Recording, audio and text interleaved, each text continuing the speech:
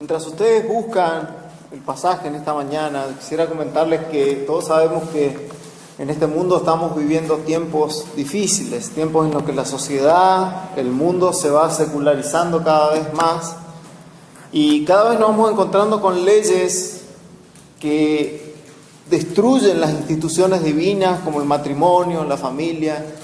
Hasta hoy la sexualidad de cada individuo es cuestionada. ¿Sí? Puede salir de repente una persona a decir que es hombre y decir no, yo soy mujer, o viceversa. ¿Sí? De repente vemos que ciertas personas se toman estas atribuciones y violan completamente los estándares naturales instituidos por el mismo Dios que creó todas las cosas. Entonces, ¿cuál es nuestra responsabilidad ante estos ataques que se hacen a la palabra del Señor? ¿Cómo debe reaccionar el creyente? ¿Acaso debemos dejar simplemente que las cosas pasen en este mundo caído? ¿O tenemos que levantarnos y organizar revoluciones armadas para defender estos derechos? O quizás no lleguemos a tanto, pero quizás podríamos apoyar a revoluciones armadas conservadoras que defiendan estos derechos. O quizás lo mejor sea quedarnos de brazos cruzados y esperar a que el Señor venga. ¿Cómo tenemos que reaccionar como creyentes ante un Estado que promulga estas leyes? ¿Debemos hacerle caso? ¿Debemos combatirlas? ¿Debemos expresarnos? ¿Qué debemos hacer? Y nuestro pasaje de hoy puede darnos respuestas a algunas de estas preguntas. Y quiero que leamos el pasaje de Marcos capítulo 12, del 13 al 17. Dice la palabra del Señor: y enviaron a él algunos de los fariseos y de los herodianos para que lo sorprendieran en alguna palabra. Y viniendo ellos le dijeron: Maestro, sabemos que eres veraz y que no te cuidas de nadie, porque no miras la apariencia de los hombres, sino que con verdad enseñas el camino de Dios. ¿Es lícito dar tributo al César o no? ¿Daremos o no daremos? Entonces él, conociendo la hipocresía de ellos, les dijo: ¿por qué me tentáis? Traedme un denario para que lo vea. Y ellos se lo trajeron y les dijo: ¿de quién es esta imagen y la inscripción? Y ellos le dijeron: del César. Y respondiendo Jesús le dijo: dad al César lo que es del César y a Dios lo que es de Dios. Y se maravillaron de él. Y antes de entrar de lleno a nuestro texto de hoy, quisiera que nos pongamos un poco en contexto de qué estaba sucediendo en ese momento. El Señor se encuentra en Jerusalén en ese momento, ¿sí? En la capital de Judá. En ese tiempo Jerusalén era el lugar de adoración para los judíos. El Señor se encuentra precisamente en este lugar, en este momento. En el capítulo anterior vemos que se realiza la entrada triunfal a Jerusalén, en ese momento en que todos lo aclaman diciendo: Hosana, bendito el que viene en nombre del Señor. Inmediatamente nuestro Señor Jesucristo se va al templo allí en Jerusalén. Recordemos que el templo en esa época era el lugar donde los judíos adoraban, era el lugar establecido para la adoración al Dios de Israel. El Señor se va al templo y echa un vistazo a todo alrededor y se va a pasar la noche a Betania, que quedaba cerca de la ciudad de Jerusalén. Era una ciudad más chica, menos habitada, que quedaba un poquito más abajo. El Señor pasa la noche allí en Betania. Y al otro día el Señor con sus discípulos vuelve a Jerusalén y va otra vez al templo, y en este momento ocurre algo que los deja a todos atónitos, y sobre todo a los líderes religiosos de la época, fariseos y sacerdotes. El Señor lo que hace es echar fuera del templo a los que compraban y vendían, a los cambistas y a todos los comerciantes. Recordemos que para hacer los sacrificios y presentar los sacrificios que se tenían que presentar según la ley en ese momento, necesitaban animales. Y estos sacerdotes y los religiosos de la época habían convertido al templo en una especie de feria donde vos podías ir y comprar ahí el animal que ibas a sacrificar al Señor, ¿sí? Y el patio del templo, que era especialmente un lugar para que los gentiles adoren. Si nosotros recordamos la disposición del templo ese que se llamaba el patio de los gentiles, era donde los que no eran judíos de raza podían ir a adorar al Señor y estar allí. Bueno, todo este patio de los gentiles que se llamaba, los sacerdotes y los líderes religiosos de la época lo habían convertido en una especie de feria. Imagínense en el templo del Señor lleno de animales. Imagínense el olor que habrá habido ahí. Imagínense los residuos de los animales que defecaban, y imagínense lo que hubiera sido un lugar que tenía que ser para oración, un lugar que tenía que ser para adoración al Señor. Estaba lleno de animales que encima se vendían, porque cada uno, como tenía que ofrecer los sacrificios en esa época, quizás no llevaba su animal, entonces lo compraba ahí en el mercadito y lo ofrecía en sacrificio en el templo.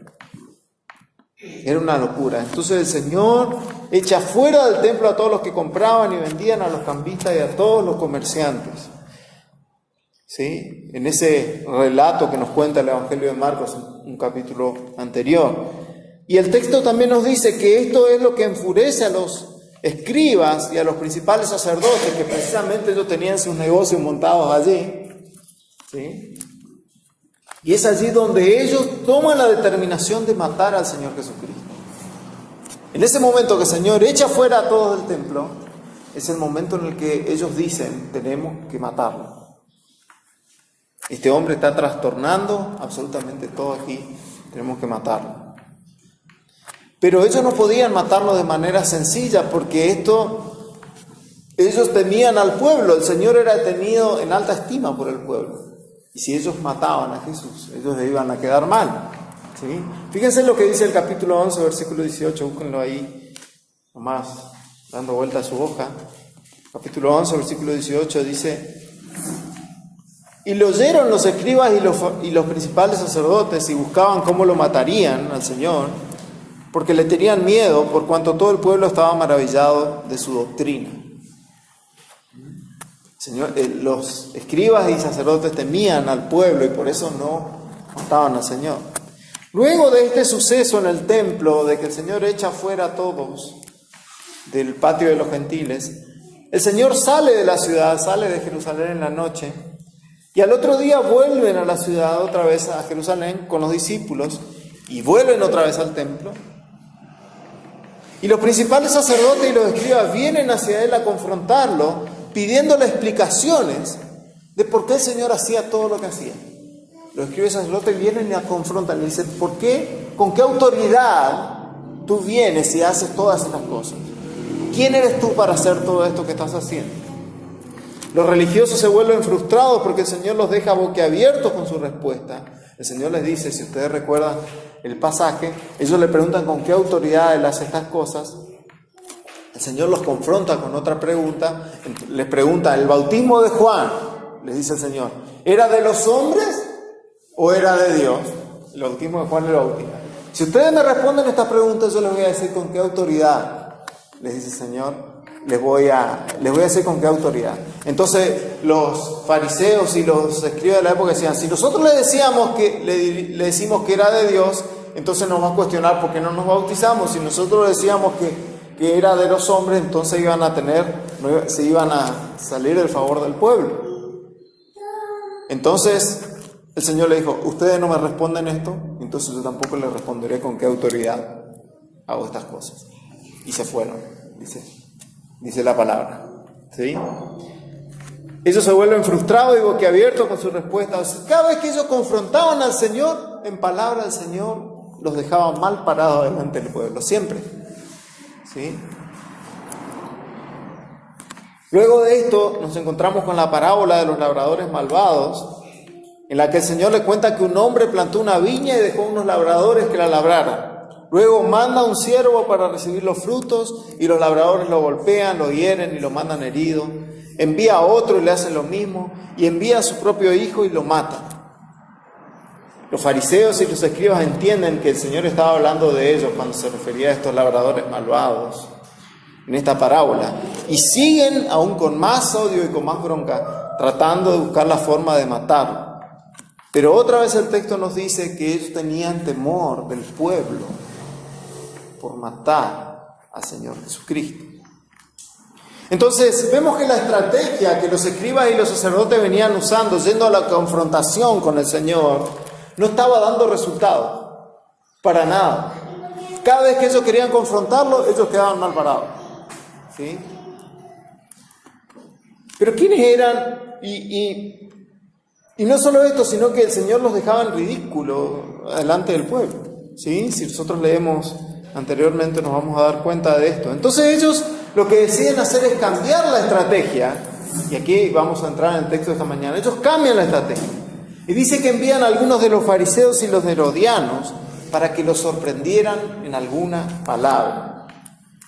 Y primero tenemos que saber quiénes eran los fariseos, quiénes eran los herodianos, para poder entender mejor este texto. Los fariseos los conocemos un poco más. Son más conocidos por lo que leemos en la Biblia, y si leemos los evangelios nos vamos a dar cuenta quiénes eran los fariseos. Y los fariseos eran los religiosos de la época y ellos eran ampliamente conocedores de la ley. Ellos eran ampliamente conocedores de lo que conocemos como los 5 libros los primeros 5 libros de la Biblia, el Pentateuco, Génesis, Éxodo, Número, Levítico y Deuteronomio. Ellos conocían a la perfección estos libros de la ley. También tenían mucho conocimiento de los libros de los profetas. Ellos conocían las Escrituras, y ellos no solo que conocían las Escrituras, sino que eran los cumplidores de la ley. Ellos, además de tener la ley escrita, ellos también tenían lo que se llama el Talmud, que el Talmud era la ley de Dios comentada e interpretada, algo parecido a lo que tenemos un comentario bíblico hoy. ¿Sí? Ellos tenían también este Talmud, que también era para ellos como algo como instrucción divina. ¿Sí? Ahora, los fariseos eran los religiosos respetados por el pueblo de la época. Si eran como decir, si hay alguna persona ejemplar acá, era un fariseo. ¿Sí? De cómo se debía servir a Dios y honrar a Dios. Por otro lado, fíjense el contraste, los herodianos eran todo lo contrario. Los herodianos eran personas del mundo, eran amantes del deporte, de la arquitectura, del arte pagano de la época, pero ellos tenían una salvedad, que estos herodianos decían que ellos practicaban la religión judía, pero lo hacían de una forma muy superficial. Los herodianos decían, sí, nosotros somos judíos, pero practicamos la religión judía, pero lo hacían de forma muy superficial. Los herodianos tenían muy baja estima por el pueblo judío, porque eran los mundanos de la época, por decirlo así.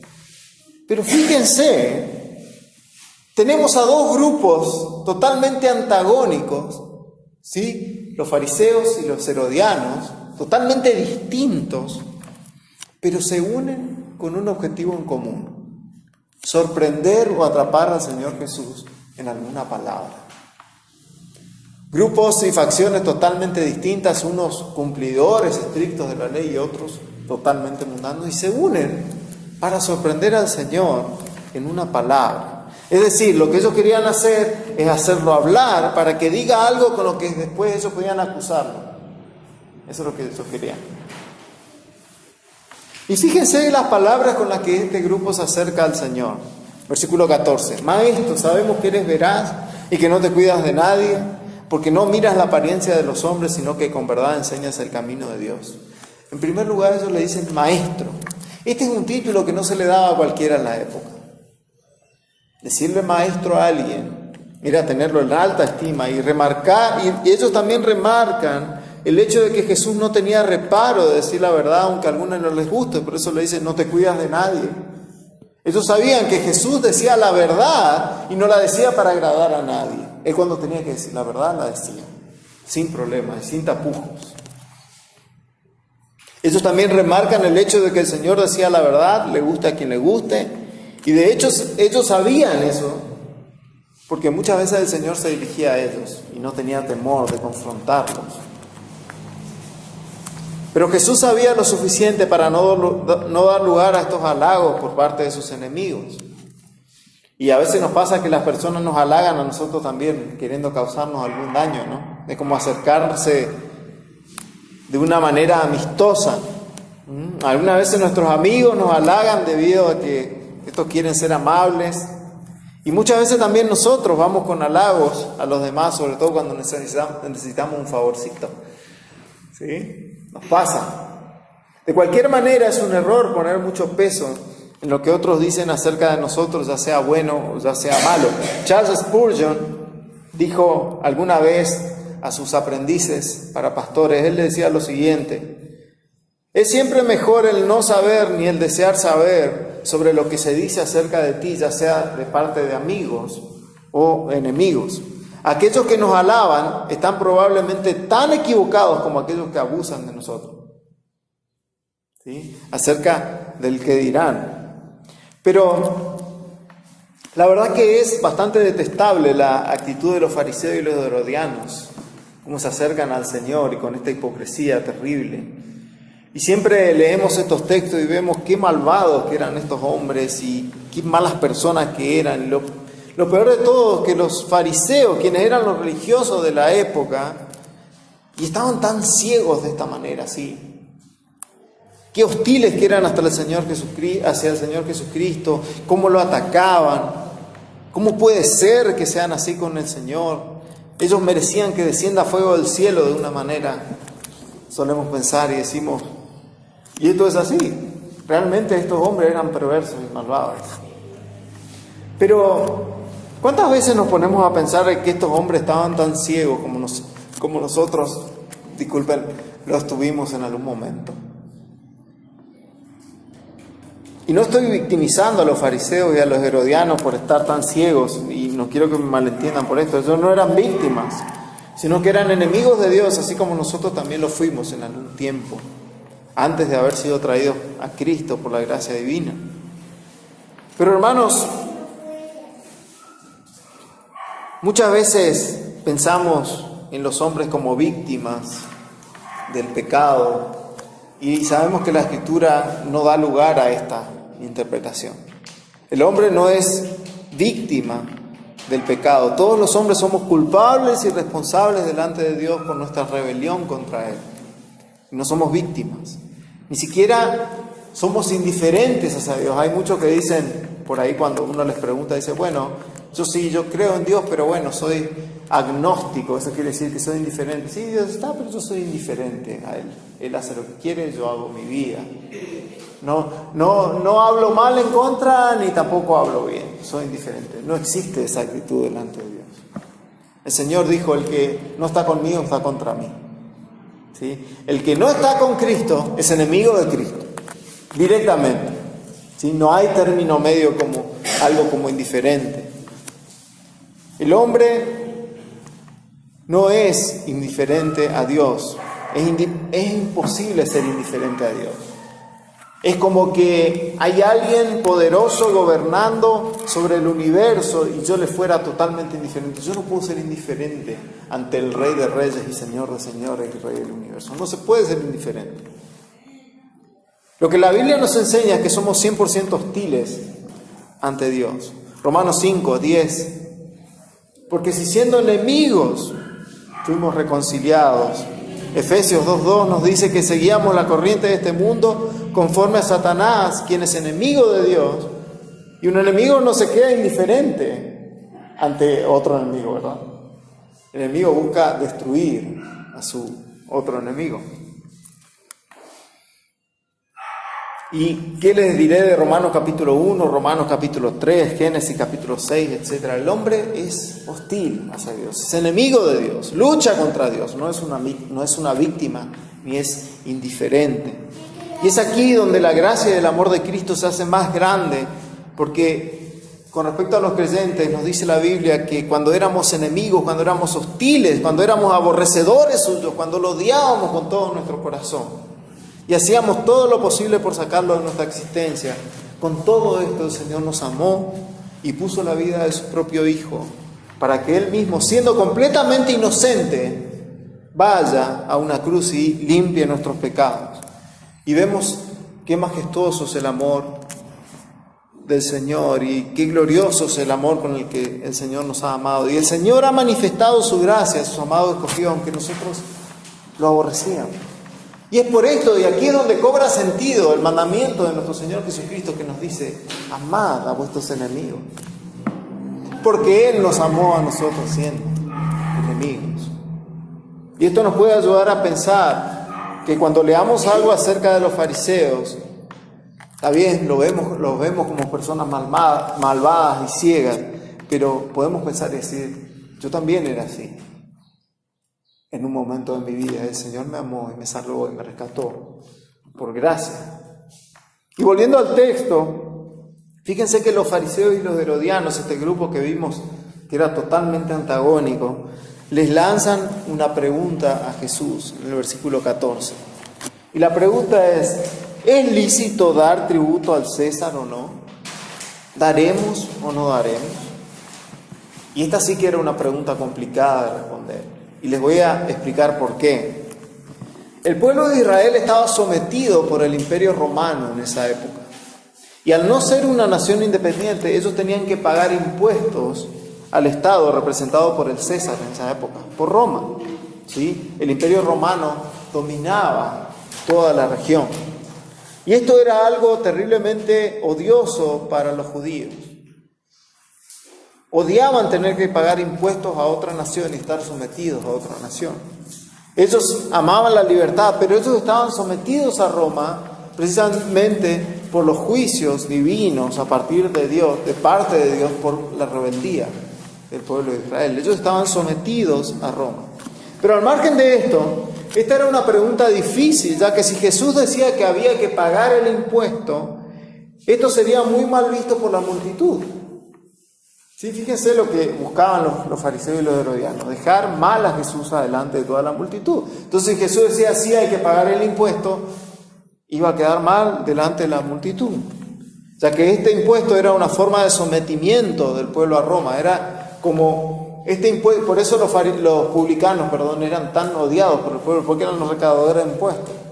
¿Sí? Esto les decía, en cierta manera, cada vez que ellos iban a pagar el impuesto, esto les decía, Roma los está dominando. ¿Sí? A ustedes, el pueblo de Dios, los está dominando. Imagínense lo doloroso que era eso para el pueblo de Israel.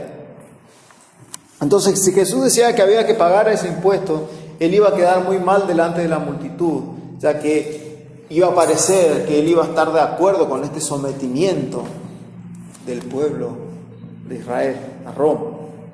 Por otro lado, si él decía que no había que pagar el tributo, entonces los fariseos y los herodianos podían acusarlo de violar las leyes romanas de la época y ser considerado como un rebelde incitador. Y todo rebelde incitador en contra del poder romano en esa época era castigado con la muerte. Si el Señor decía no hay que pagar el impuesto, iba a ser la excusa perfecta para matarlo. Ven que era una pregunta difícil de responder. Y yo me imagino a los fariseos y a los herodianos frotándose las manos y diciendo, acá sí lo tenemos, de esta no se nos escapa, ¿sí? Y saboreando la victoria. Pero el Señor, que todo lo ve y pesa los corazones, les comienza a responder. Y fíjense lo que les dice en el versículo siguiente. Les dijo, ¿por qué me tentáis? ¿Por qué me tentáis? Traedme un denario para que lo vean. El Señor ya ve sus intenciones porque nada está oculto ante Él. Nada está oculto ante Dios. Ellos no pudieron esconder lo que había en sus corazones delante del que todo lo ve. Ellos estaban intentando tenderle una trampa y Jesús sabía perfectamente esto. Inmediatamente les pide que les traiga un denario. Y en los versículos 15 al 17 vemos la respuesta que el Señor Jesús les da a ellos. El denario era la moneda de la época que equivalía al salario de una persona por un día completo de trabajo. Es decir, vos te ibas a trabajar, terminabas tu día, te pagaban un denario. Era salario por un día de trabajo. ¿Sí? Y esta moneda tenía una particularidad en esa época. Llevaba la imagen del emperador, es decir, el César. El emperador romano tenía autoridad civil suprema.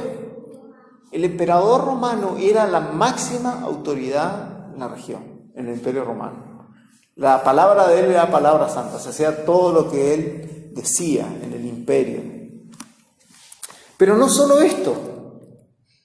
Al reverso de la moneda, es decir, del otro lado de la moneda, tenía la cara del emperador con una frase. Y esta frase decía, sumo pontífice. ¿Y qué significaba esto? Que el emperador no solo era la autoridad civil, sino que también era la autoridad religiosa de la época. Esta frase, sumo pontífice, significaba que el emperador era digno de la adoración de todos los que estaban bajo su mando. El emperador en esa época no solo era la máxima autoridad civil, sino también era la máxima autoridad religiosa. Era el digno de adoración religiosa de la época. Y esto es sumamente interesante. Y para que me entiendan mejor, el César se llamaba a sí mismo como Dios. El César se llamaba a sí mismo como Dios. Además, ellos usaban esta moneda para promover precisamente el culto al mismo César. Esta moneda demostraba la autoridad que el César tenía. Y no es casualidad que todo esto ocurra en el contexto del cuestionamiento de la autoridad de Jesús, como les decía recién, como les decía hoy cuando les hablaba del contexto. El Señor tenía un propósito claro de demostrar que Él mismo tenía y sigue teniendo la autoridad del universo como Señor, Creador y Amo absoluto. Pero no quiero adelantarme porque vamos a continuar con la respuesta de Jesús. Vemos que el Señor les hace una pregunta luego de ver la moneda y les dice: ¿de quién es esta imagen en la inscripción? El Señor no tenía la moneda. Alguien le pidió que alguien le traiga la moneda porque el Señor no tenía moneda. ¿Sí? ¿De quién es esta imagen en la inscripción? Y ellos le dijeron: del César. Y finalmente Cristo contesta su pregunta con una frase que ha llegado así a ser conocida en todo el mundo. Sin embargo, ellos no era el tipo de respuesta que ellos estaban esperando. Esta frase es: dad a César lo que es de César y a Dios lo que es de Dios. Fíjense que el Señor no usa ni un sí ni un no, sino le contesta a ellos de una manera que los obligaba a pensar. Primero observamos que el planteamiento de Cristo giró en torno a la cuestión de la propiedad, es decir, ¿de quién es la moneda? ¿De quién es esta moneda? Y una vez que los judíos admitieron que era del César, Cristo les dijo que le dieran a César lo que es de César. Y este detalle es muy importante porque al hacer esto el Señor estaba afirmando que César estaba actuando dentro de sus legítimos derechos de propiedad al exigir ese impuesto. No estaba mal que el César exija ese impuesto. No estaba mal. Y también Él estaba diciendo que el reino de Cristo que Él estaba estableciendo en ese mundo, en su primera visita, no entraba en conflicto en este sentido con el imperio de César.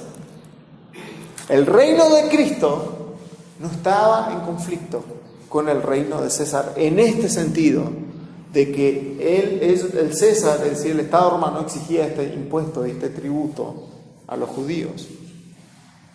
Y el Señor completa su contestación con un segundo mandamiento. Dice: y denle a Dios lo que es de Dios. De esta manera el Señor delimitaba el alcance del primer mandamiento. Es decir, dad a César lo que es de César. ¿Sí? Delimitaba el alcance. Lo que quiere decir es que todas nuestras lealtades terrenales están limitadas por nuestra lealtad a Dios. El Señor está diciendo: denle a César lo que es de César, el impuesto, pero la adoración religiosa no le corresponde a César. El Señor había contestado a ambos grupos. Él había denunciado la santurronería y la religiosidad de los fariseos y también les había dicho que no debían rehusar pagar sus tributos a César. Los fariseos eran reacios a pagar este tributo y este impuesto. El Señor le estaba contestando: tienen que pagarlo, corresponde que lo paguen. Pero al mismo tiempo también había condenado también la mundanalidad de los herodianos, que ellos no daban a Dios lo que le pertenecía, que era la adoración suprema. Fíjense cómo el Señor les habla a los dos grupos. Condena la santurronería de los fariseos y condena la mundanalidad de los herodianos también. Al final nos dice el texto que todos se maravillaban de él. Esto no quiere decir que ellos estuvieran dispuestos a seguir su enseñanza. Es una cosa muy distinta. Solamente se maravillaban y quedaban atónitos por lo que el Señor decía. Y para ir concluyendo, quiero que veamos qué aplicaciones tiene para nuestra vida esta enseñanza del Señor.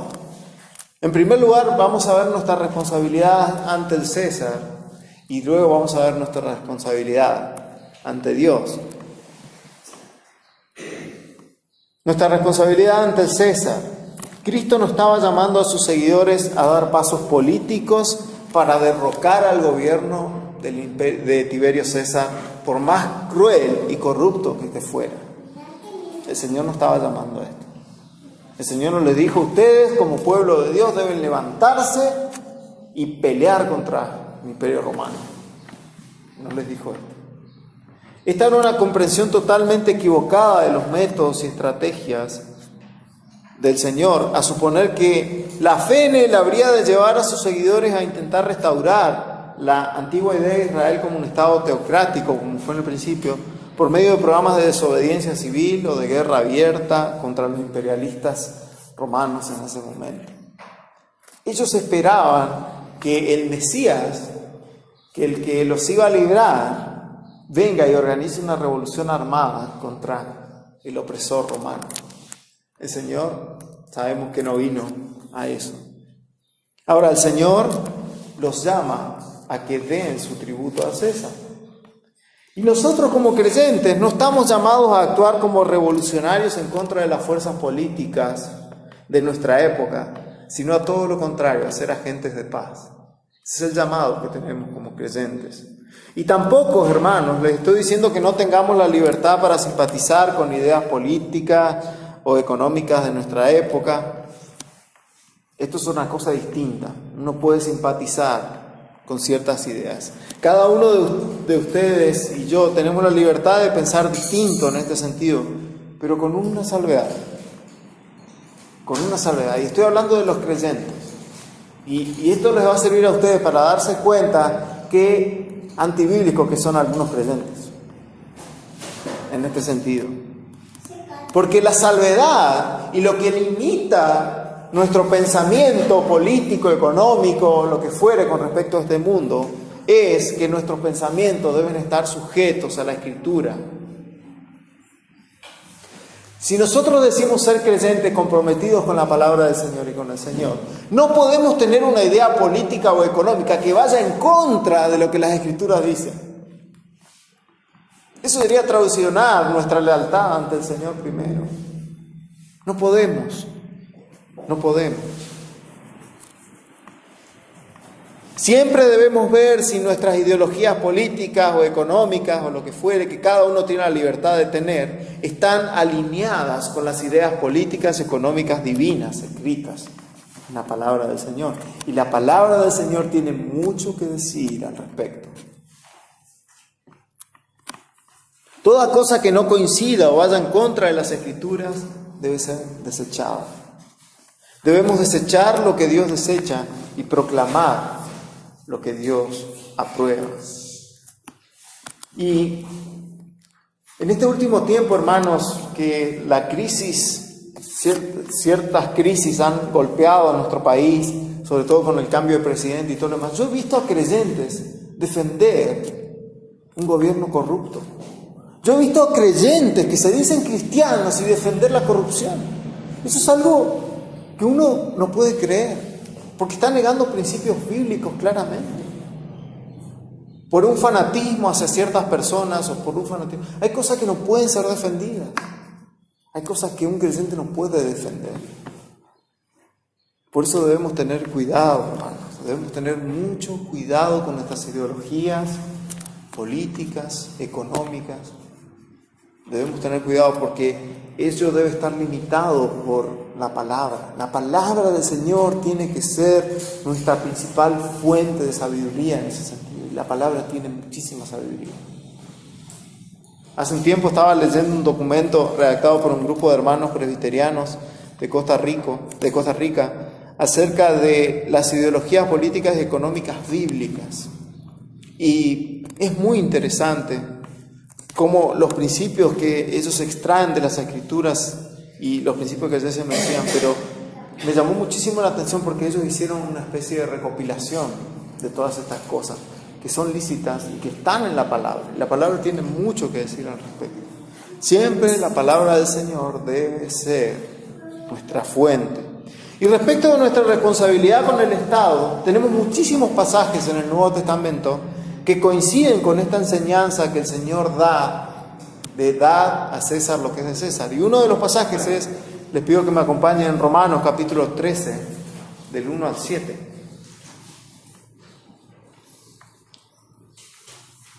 Romanos capítulo 13, del 1 al 7.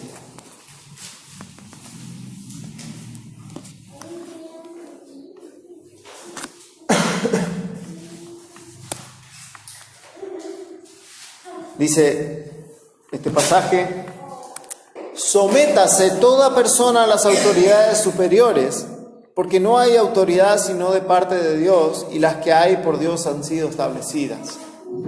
De modo que quien se opone a la autoridad, a lo establecido por Dios, resiste, y los que resisten acarrean condenación para sí mismos. Porque los magistrados no están para infundir temor al que hace el bien, sino al malo. ¿Quieres pues no temer la autoridad? Haz lo bueno y tendrás alabanza de ella, porque es servidor de Dios para tu bien. Pero si haces lo malo, teme, porque no en vano lleva la espada, pues es servidor de Dios, vengador para castigar al que hace lo malo. Por lo cual es necesario estarle sujetos, no solamente por razón del castigo, sino también por causa de la conciencia. Pues por esto pagáis también los tributos, porque son servidores de Dios que atienden continuamente a esto mismo. Pagad a todos lo que debéis, al que tributo, tributo, al que impuesto, impuesto, al que respeto, respeto, al que honra, honra. Fíjense cómo Pablo expande un poquito la enseñanza de nuestro Señor Jesucristo aquí. Y el apóstol Pedro también dice lo mismo en 1 Pedro capítulo 2, se los leo. Versículos 13 y 14, dice: por causa del Señor, someteos a toda institución humana, ya sea al rey como a superior, y ya a los gobernadores como por él enviados para castigo de los malhechores y alabanza de los que hacen el bien. El gobierno secular ha sido puesto por Dios, claramente, y todo creyente tiene el deber de someterse a él.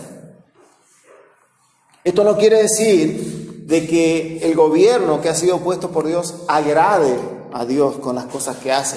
No quiere decir eso. No quiere decir que el gobierno goce de la aprobación de Dios, ni que el gobierno sea la solución definitiva para este mundo. Pero tenemos que admitir que el Estado es un mal menor en un mundo caído hasta que Cristo venga a reinar. El Estado es un mal menor usado por Dios en un mundo caído hasta que Cristo venga a reinar. Y por esta razón todos los creyentes debemos ser ciudadanos ejemplares. Pero ¿qué pasa, por ejemplo, en gobiernos como el caso de Venezuela? ¿Deben los cristianos salir a las calles a derrocar a los dictadores por medio de las armas? Creo que la Escritura es clara en estos pasajes. No estamos llamados a eso. No estamos llamados a eso. No niego las dificultades que nuestros hermanos en Venezuela y en otros países que son perseguidos tienen, y lo difícil que es pensar de una forma bíblica, sobre todo cuando no tenés para darle de comer a tus hijos. No debe ser fácil, pero el Señor se glorificará en ellos, y Dios será más glorificado cuando obedecemos a su palabra, porque la palabra del Señor nos dice que el Señor tendrá cuidado de sus hijos en todo.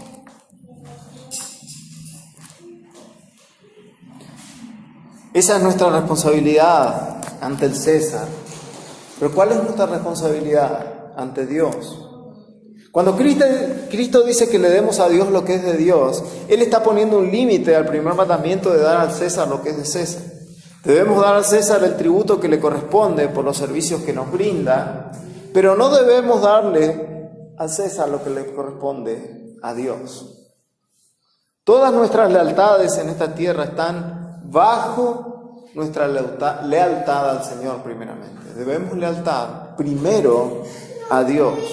No podemos decir César es el Señor, porque hay un solo Señor y Dios, que es Jesucristo. Y es imprescindible ser leales a Cristo por encima de cualquier gobierno terrenal.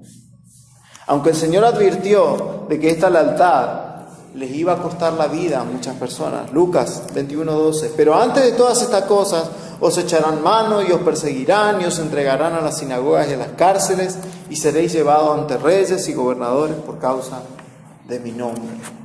Si el Estado prohíbe que se predique el Evangelio de Cristo en un Estado, nosotros no podemos obedecer a eso. Si el Estado prohíbe que cuestiones bíblicas claras que los cristianos estamos llamados a honrar y a obedecer, nosotros no podemos obedecer a eso. Eso no quiere decir que tengamos que levantarnos en armas a pelear por esas cosas, no. Debemos hacer como nuestro Señor Jesucristo, que si fue juzgado y condenado y hasta muerto por honrar a Dios, y muchos otros mártires a lo largo de la historia, también morir por causa del Señor es mejor que cualquier cosa. Es especialmente cierto que el Estado no puede legislar a quien adoramos. No puede legislar a quien gobierna nuestras conciencias o a quien constituye la máxima autoridad en nuestras vidas. El Estado no puede legislar esas cosas. Como hemos visto en la inscripción de la moneda, el emperador pretendía gobernar también en el ámbito espiritual. Por eso él se hacía reconocer como sumo pontífice o sumo sacerdote. Pero Cristo rechaza estas demandas del César, porque aunque reconoce la legitimidad de su autoridad humana, esta autoridad no es absoluta, ya que también César está bajo la autoridad de Dios. Los apóstoles resumieron con claridad este principio cuando Juan y Pedro son llevados ante el concilio por predicar a Cristo, y el concilio les dice: está bien. Los azotaron y los soltaron y les dijeron: no hablen más del nombre de Jesús a nadie.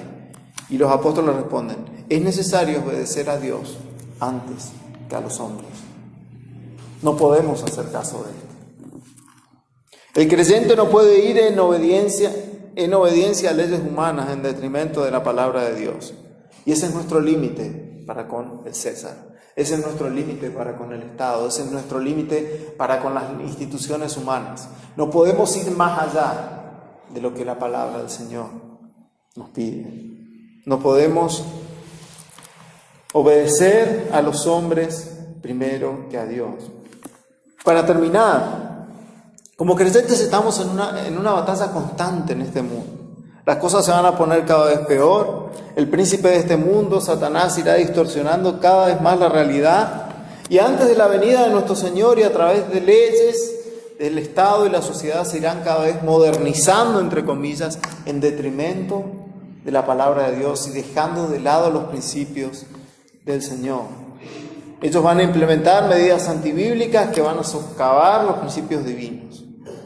Y muchas veces, hermanos, el Señor enviará gobernantes malvados, y de hecho la palabra lo dice, que los gobernantes malvados son juicio para una nación. Son juicio para una nación. Un político de nuestro país dijo lo siguiente hace unos días: en las escuelas públicas debe haber enseñanza de la religión, no solamente de una de ellas. El ejemplo de Jesús tiene que ser aprendido, pero también el ejemplo de Mahoma, las enseñanzas del budismo, el hinduismo y otras religiones, para crecer juntos reconociendo al otro. Y esta declaración va en contra de las Escrituras. Va en contra de las Escrituras. Y no podemos estar a favor de ella. Esta declaración socava la idea bíblica de que hay un solo Dios, un solo Salvador, el Señor Jesucristo. Y como cristianos no podemos permanecer indiferentes a estas cosas. No podemos estar de acuerdo en que a nuestros hijos les enseñe de Mahoma o de Buda. No podemos estar de acuerdo con que a nuestros hijos se les enseñe otro Dios que no sea el Dios de la Biblia. Porque esto va en contra, nada más y nada menos que del primer mandamiento, de amar al Señor tu Dios y no tener otros dioses aparte de Él. Nosotros como creyentes no podemos permitir que nuestros hijos sean enseñados con estas cosas, y eso tenemos que enseñarles que tampoco pueden quedarse callados ante estas cosas. Muchas veces esto será de burla de sus compañeros, muchas veces será motivo de que lo aparten, de que lo alejen, pero nosotros como padres debemos instruir a nuestros hijos en el Señor, instruirlos para que ellos lleguen a ser salvos y puedan ponerse de pie ante estas cosas, con la palabra en la mano. Debemos rogar sabiduría al Señor y pelear con las armas divinas. Aquí esta pelea no se gana con armas físicas. La pelea no se gana con armas físicas. Debemos pelear con armas que el Señor nos ha dado, que son la oración, la evangelización, la predicación de la palabra. Esas son armas espirituales, son más poderosas que cualquier arma física. Esta batalla se pelea con las armas que el Señor nos ha dado. Pero si hay algo que los creyentes comprometidos con el Señor no podemos hacer es quedarnos quietos. No podemos quedarnos de brazos cruzados como si nada pasara. Quedarse quieto es como esconder el talento en la parábola de los talentos. No hacer nada es deshonrar al Señor. Debemos pelear nuestra batalla en oración y por sobre todo con la proclamación de la verdad del Evangelio a costa de cualquier cosa. ¿Quieren saber qué tienen que hacer? ¿Qué tenemos que hacer como creyentes? Orar, predicar el Evangelio, predicar los principios bíblicos por sobre los otros. Debemos recordar también que nuestra lucha no es contra carne y sangre, no peleamos contra las personas.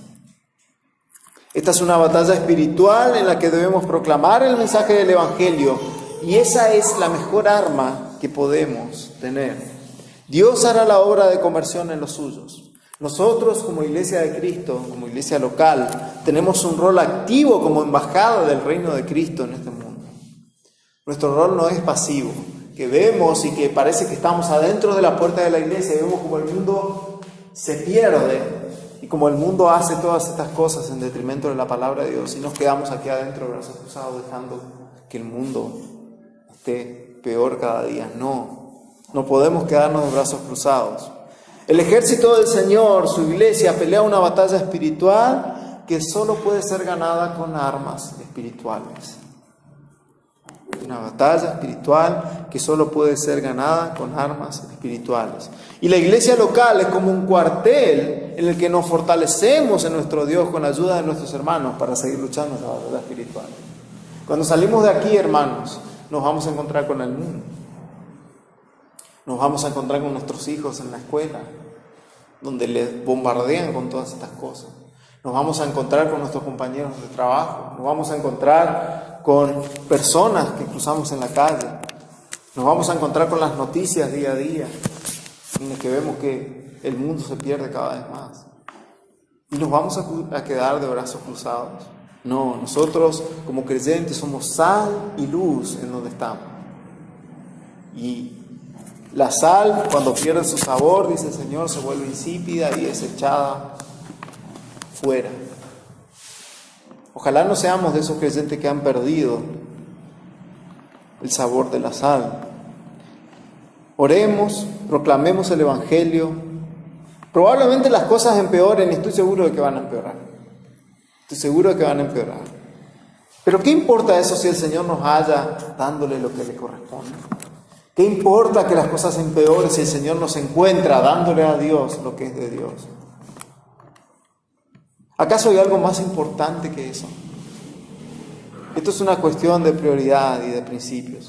Y que nosotros, hermanos, no nos quedemos solo impresionados por la sabiduría demostrada por el Señor en su contestación aquí, como el Señor, como hicieron los fariseos y los herodianos. El texto leíamos, decía que ellos se maravillaban de lo que el Señor decía. Muchas veces nos puede impactar un mensaje, pero el impacto y que nos maravillemos de la palabra del Señor no es suficiente. Hay que hacer algo. Hay que poner por obra lo que el Señor nos enseña. Dar a César lo que es de César y a Dios lo que es de Dios. Demos a Dios lo que es de Dios y a César lo que es de César. Y quisiera terminar citando un pasaje conocido que nuestro Señor, luego de haber resucitado, dice allí en Mateo capítulo 28. Si lo pueden buscar, Mateo capítulo 28, 18 y 19.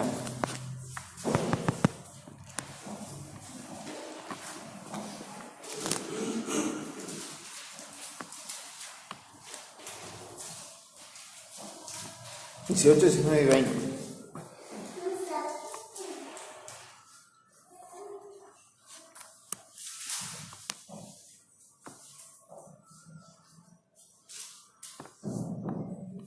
Dice, y Jesús se acercó y les habló diciendo: toda potestad me es dada en el cielo y en la tierra. Por tanto, id y haced discípulos a todas las naciones, bautizándolos en el nombre del Padre y del Hijo y del Espíritu Santo, enseñándoles que guarden todas las cosas que os he mandado, y he aquí yo estoy con vosotros todos los días hasta el fin del mundo. Amén. ¿Ustedes quieren militar en algo? Esta es la milicia nuestra. En esto militamos. Los creyentes militamos en el Señor. Militamos en la obra de Cristo. Militamos en el ejército que mejor podemos militar. En el mejor lugar del universo estamos. Y por la causa más grande que podamos tener. Este es nuestro trabajo. Y no podemos, hermanos, quedarnos de brazos cruzados sin hacer nada.